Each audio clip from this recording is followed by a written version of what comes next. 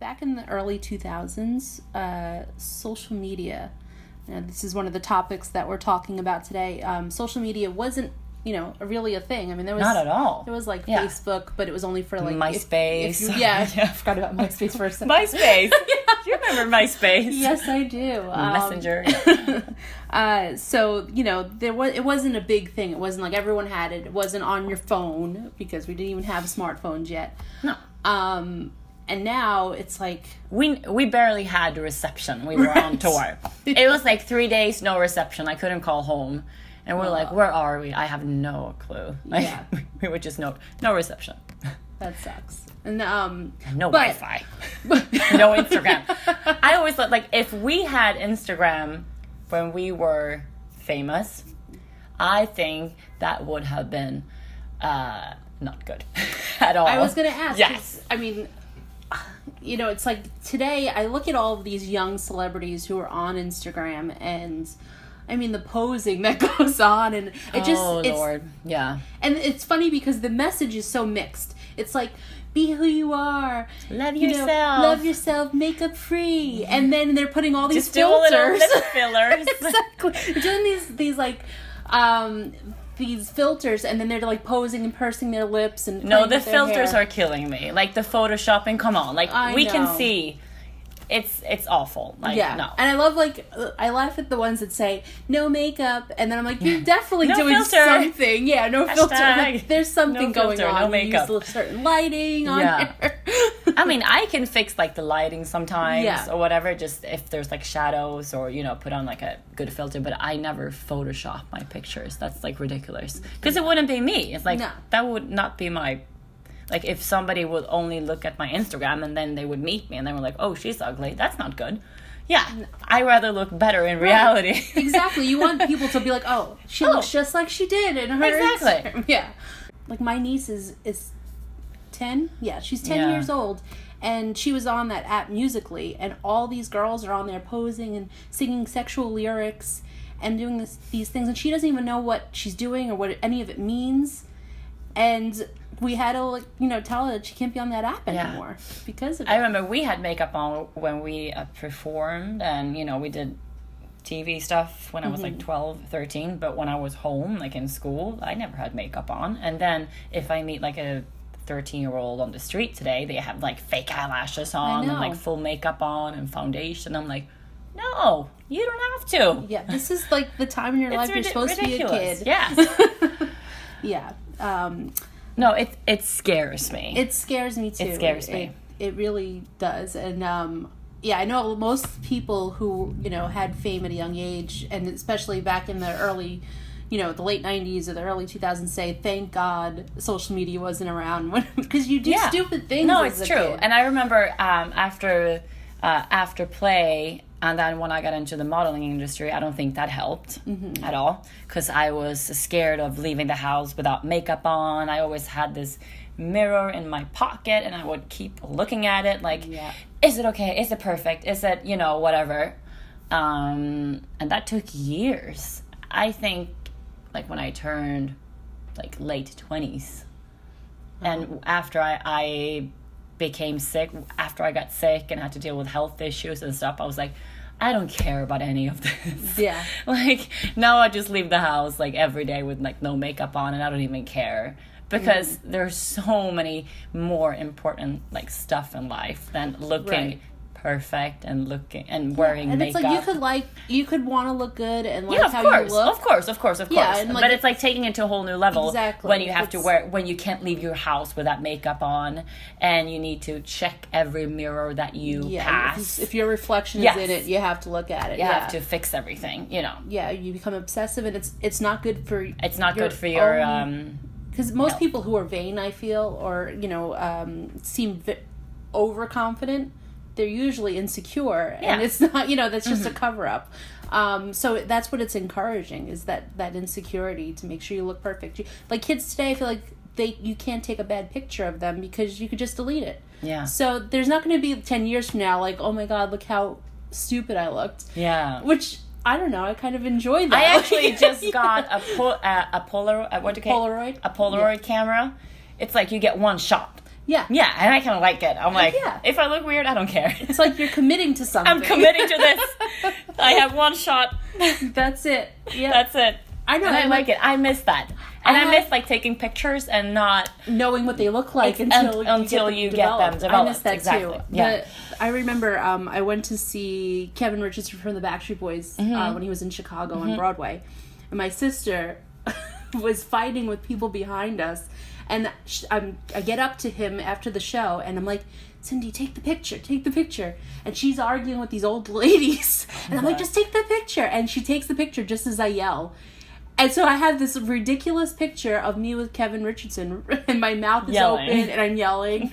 And I'm like, it's the worst picture in the world, but it's a hilarious picture. Like the one picture I have with him. It's the best picture. Yes. Maybe I'll post it to the Instagram so everyone can see.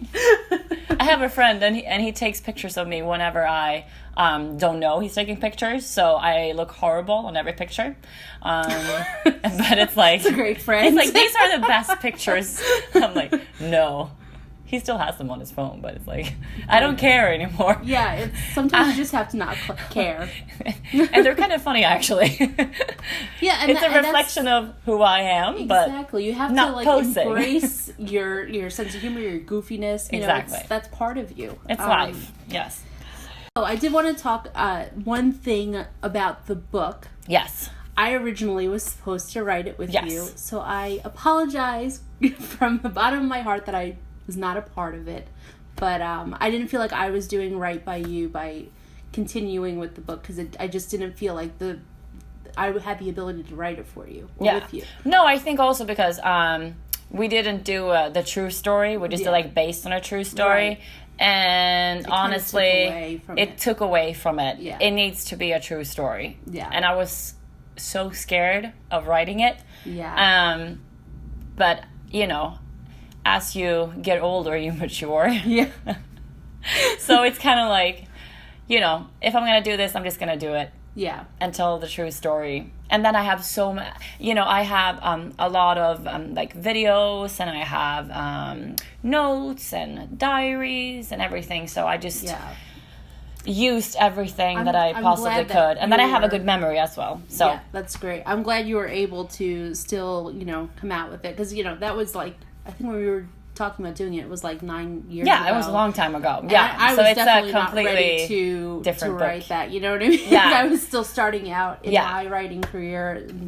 But it always bothered me. I'm like, I hope Anna isn't, upset about it. No, not at all. I'm just happy. I found this great journalist in Sweden as well. Because I had like 400 pages already, that I've written, but then she helped me put it all together, so we wrote like every single word together, and it took 4 years. Because I wanted to make sure it was my voice as a 12-year-old, right, which is hard. Now you're exactly, well, you're in your 20s, and it had to be authentic too, like it had to be, the dates had to match up, and it had to be told, you want it to be truthful but entertaining at the same time, exactly, or and interesting. Yes, not necessarily, it has to be interesting, like how do you start, how do you end it, what's in between. It's not easy to do, especially when it's based on true, but it's one of my proudest moment, this book, so I'm very happy about it. It took a while, but I'm excited to read it. I really am. Yeah. All right. So, Child Star Blitz. Yes. All right. First one that comes to the top of your mind when I say the two choices, you have to go with your first instinct. Okay? Okay. All right. Aaron Carter versus Jesse McCartney. Aaron Carter. Yeah. I figured you'd say that since you toured with him. Just because I know him. Yeah. Little Bow Wow or Little Romeo? Ugh, that's a hard one. It is. Little Bow Wow, probably. Yeah, I agree with that. Although, I don't know. Have you seen it? He was in that show, Famous in Love. No, I haven't seen it. He was a jerk in it, but yeah, he was good in it though. Webster versus Arnold.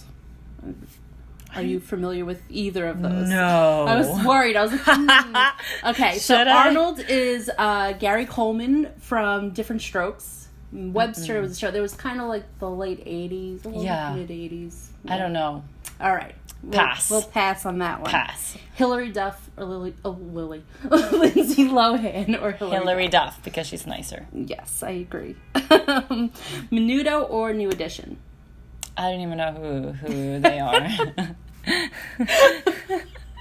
Should I? Well, Menudo, Ricky Martin was in Menudo. Oh, yeah. New Edition, Bobby Brown was in New Edition. Oh, so the first one. Menudo? Okay. Yeah.